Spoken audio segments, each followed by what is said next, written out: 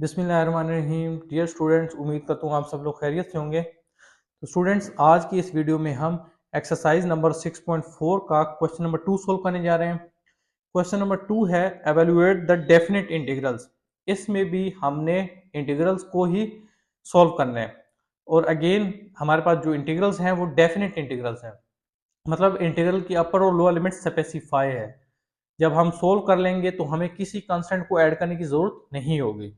तो part A है integral 5t² minus 3t plus 18 divided by t into 9 minus t² D of T.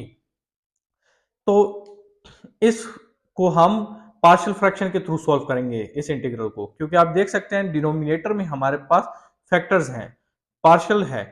ठीक है, तो 5t² minus 3t plus 18 divided by T 9 minus t² को आप लिख सकते हैं 3 minus t plus into 3 plus T. ये बेसिकली a² माइनस b² का फार्मूला है। a 3 है, b t है, और a² minus b² a minus b into a plus b होता है। ठीक है, अब कैसे फैक्टर्स लिखते हैं फ्रैक्शन में? a over t plus b over 3 minus t plus c over 3 plus t. So अब हमने ये डिनोमिनेटर में ये चीज खत्म करनी है, तो हमें क्या करना पड़ेगा? इस सारी चीज को t into 3 minus T into 3 plus T से मल्टीप्लाई करना पड़ेगा। वही मैंने किया, जस्ट लिखा नहीं है। सो 5t² माइनस 3t प्लस 18 आ जाएगा, क्योंकि ये सारी चीज जब मल्टीप्लाई करेंगे यहाँ t into 3 minus T into 3 plus T से तो कट जाएगी। यहाँ t खत्म हो जाएगा, 3 minus T into 3 plus T रह जाएगा a के साथ, प्लस b के साथ 3 माइनस टी खत्म हो जाएगा, t इंटू 3 प्लस टी आ जाएगा, प्लस c, यहाँ 3 प्लस टी खत्म हो जाएगा, c के साथ t इंटू 3 माइनस टी आ जाएगा। अब इसको इक्वेशन नंबर 1 कह दिया। अब फर्दर सिंप्लीफाई करते हैं इक्वेशन 1 को। 5t² minus 3t plus 18 equal to a minus B a plus B, इसको a² माइनस b² की फॉर्म में लिख लेते हैं। तो a² 3 का होल स्क्वायर 9 हो जाएगा, माइनस b क्या t, इसका स्क्वायर t² हो जाएगा, प्लस b। अब t को 3 प्लस टी से मल्टीप्लाई कर लेते हैं, ये बन जाएगा b 3t plus t² plus c, इस t को 3 माइनस टी से मल्टीप्लाई कर लिया तो ये बन गया plus c 3t minus t², और इससे जो है इक्वेशन नंबर 2 कह दिया मैंने। अब हमने क्या करना है, यहाँ देखिए t की वैल्यू 0 भी हो सकती है, t की वैल्यू एक 3 है, दूसरी t की वैल्यू माइनस 3 है। सबसे पहले t इक्वल टू 0 आप पुट कर दें यहाँ इक्वेशन 1 में, क्योंकि हमने a b c जो हमारे यहाँ पे जो है कोएफिशिएंट्स हैं इनकी वैल्यू फाइंड आउट करनी है। तो जब आप t 0 पुट करेंगे इक्वेशन 1 में, लेफ्ट साइड पे क्या होगा?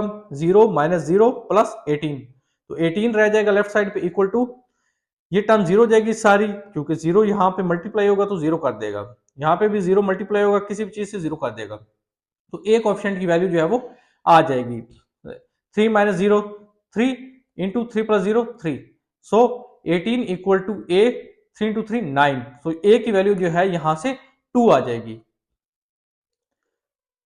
सो ए की वैल्यू आ गई 2।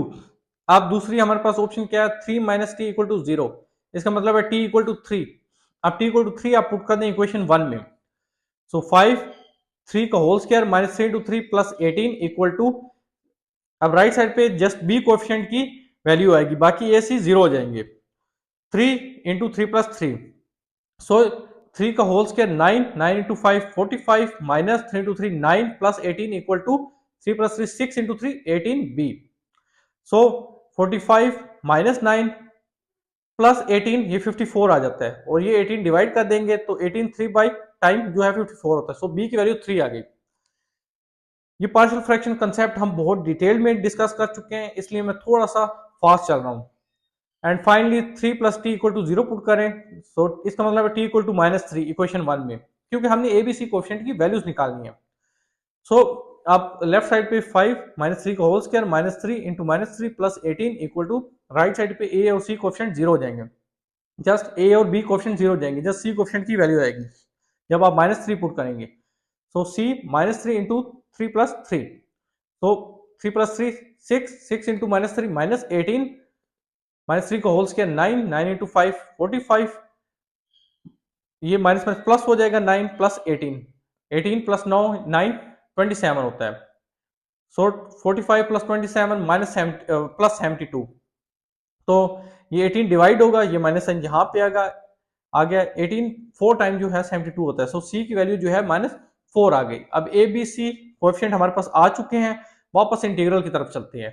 ये इंटीग्रल लिख दिया अपना, a की वैल्यू जो है 2 आई है, 2 divide by T plus b की वैल्यू 3 थी, 3 डिवाइड बाई 3 माइनस टी, और c की वैल्यू -4 थी, -4 divide by 3 plus T D of T. अब अलग अलग इंटीग्रेशन कर लेते हैं, इस पार्ट्स की अलग, इस पार्ट की अलग, इस पार्ट की अलग। 2 कांस्टेंट है, इंटीग्रल से बाय लिख लिया, integral 1 of T D of T plus 3 constant है, इंटीग्रल से बाय लिख लिया, integral 1 over 3 minus T D of T -4 integral से बाय लिख लिया, कांस्टेंट है, integral 1 over 3 plus T D of T. 1 over T, लेकिन जो फंक्शन टी डिनोमिनेटर में है, इसका डेरिवेटिव 1 ऊपर मौजूद है, तो जब ऐसा हो तो उसकी इंटीग्रेशन क्या होती है, natural log of that function होती है। इस केस में फंक्शन टी है, तो ये बन गया 2 नेचुरल लॉग ऑफ टी, और इसकी अपर और लोअर लिमिट जो अभी हम पुट करेंगे प्लस 3।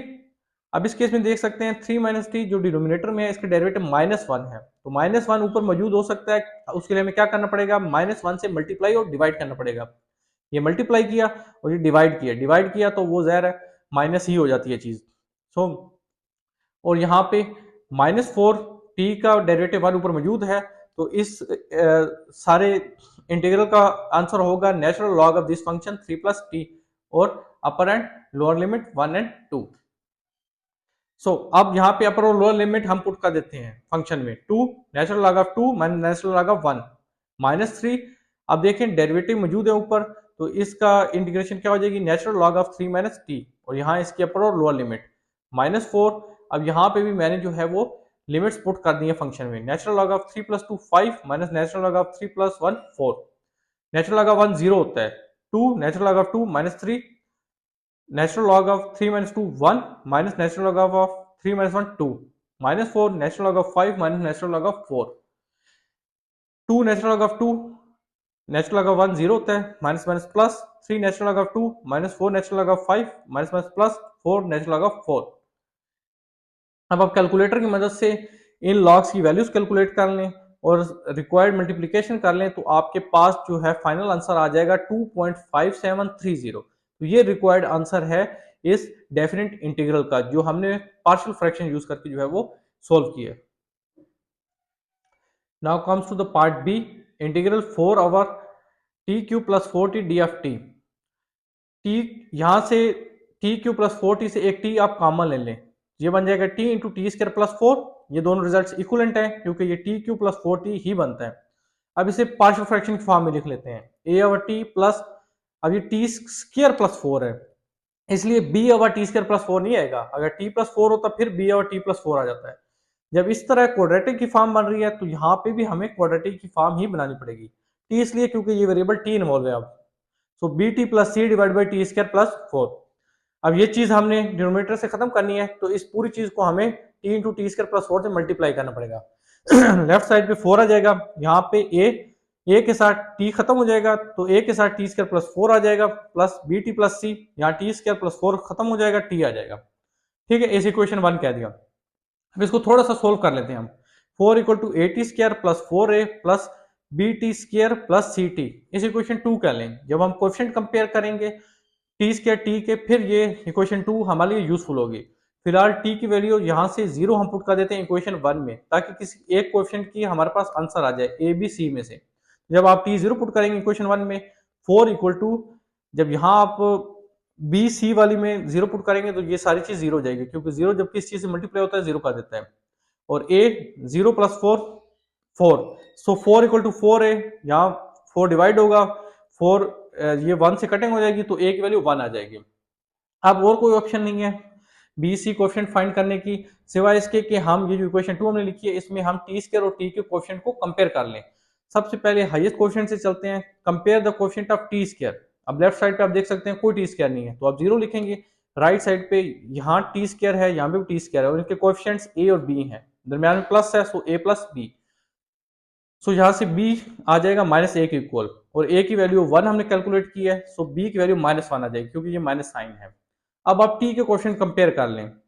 अब आप देख सकते हैं अगेन यहाँ पे लेफ्ट साइड पे कोई t नहीं है, तो यहाँ पे 0 आएगा, 0 आएगा, और राइट साइड पे जो है जस्ट c, यहाँ पे सी टी है, सो टी का कोएफिशिएंट c है, सो c आ जाएगा, सो c की 0 वैल्यू भी 0 आ गई। सो ए बी सी कोएफिशिएंट्स की वैल्यू हमारे पास आ चुकी है। अब यहाँ पे पुट कर देते हैं, ए 1/t प्लस बी क्या है -1 बी टी माइनस टी हो जाएगा, सी 0 है, तो ये बन गया 1/t minus T over T square plus 4। अब ये इंटीग्रल है तो इसको अब इंटीग्रेट कर देते हैं डी टी के ऊपर, और अपर और लोअर लिमिट जो है इंटीग्रल की वो यहाँ लिख दी है। इसकी इंटीग्रेशन अलग कर लेते हैं, इसकी इंटीग्रेशन अलग कर लेते हैं। 1/t, अब देख सकते हैं टी का डेरिवेटिव ऊपर 1 मौजूद है। जब ऐसा केस हो तो इंटीग्रेशन क्या होती है, natural log of that function हो जाती है। तो नेचुरल लॉग ऑफ टी और इसकी इंटीग्रल की लिमिट्स माइनस, अब यहाँ पे देखें टी स्क्वायर प्लस 4, ऊपर नोमिनेटर में टी है, जबकि इस फंक्शन का डेरिवेटिव 2t होना चाहिए। तो 2t ऊपर बन सकता है, कैसे बन सकता है, अगर इसको हम 2 से मल्टीप्लाई और डिवाइड कर दें, वही किया है, यहाँ मल्टीप्लाई किया, यहाँ डिवाइड किया। दोनों काम करना इसलिए जरूरी है क्योंकि सिर्फ आप ये नहीं कर सकते आप मल्टीप्लाई कर लें, क्योंकि फिर इक्वेशन बैलेंस नहीं रहेगी। जब आपने कोई चीज खुद से मल्टीप्लाई की है तो उसे डिवाइड करेंगे तब वो मैथमेटिकली बैलेंस होगी। सो अब जो है ये फिर इसका जब ऊपर डेरिवेटिव बन गया तो इसकी इंटीग्रेशन क्या होगी, natural log of T square plus 4, और ये 1/2 जो 2 हमने खुद से डिवाइड किया वो आ गया। अब आप इन इंटीग्रेशन हो चुकी है, इंटीग्रल की अपर और लोअर लिमिट जो है हम पुट कर देते हैं इन फंक्शन में। Natural log of 2 minus natural log of 1 minus 1/2 natural log of T square है, अपर लिमिट 2 है तो 2 का whole square 4 plus 4 minus natural log of 1 का होल स्क्वायर 1 ही होता है, 1 प्लस 4, नेचुरल लॉग ऑफ 1 0 होता है, natural log of 2 minus 1/2 natural log of 8 minus natural log of 5। Natural log of 2 का ये वैल्यू कैलकुलेटर की मदद से कैलकुलेट करके लिख दी है, माइनस 1/2 नेचुरल लॉग ऑफ 5 की वैल्यू कैलकुलेट करें, नेचुरल लॉग ऑफ 8 की वैल्यू कैलकुलेट करें कैलकुलेटर की मदद से, दोनों को सब्ट्रैक्ट करें तो आंसर आ जाएगा 0.4700, उसको 2 पे डिवाइड कर दें तो आंसर आ जाएगा 0.2350। इन दोनों को सब्ट्रैक्ट करेंगे तो 0.4581 आंसर आ जाता है। तो यहाँ पे हमारा क्वेश्चन नंबर 2 जो है वो कंप्लीट हो जाता है। तो स्टूडेंट्स आज की इस वीडियो को हम यहीं स्टॉप कर देते हैं। अगर आपको कोई क्वेश्चन हो, कोई एम्बिग्यूटी हो तो कमेंट सेक्शन में जरूर बताएं। वीडियो पसंद आए तो वीडियो को ज्यादा से ज्यादा लाइक शेयर कर दीजिएगा। हमारे चैनल पे नए हैं तो काइंडली चैनल को सब्सक्राइब कर दें। अपना बहुत ख्याल रखिएगा, मिलते हैं नेक्स्ट वीडियो में, तब तक के लिए अल्लाह हाफिज।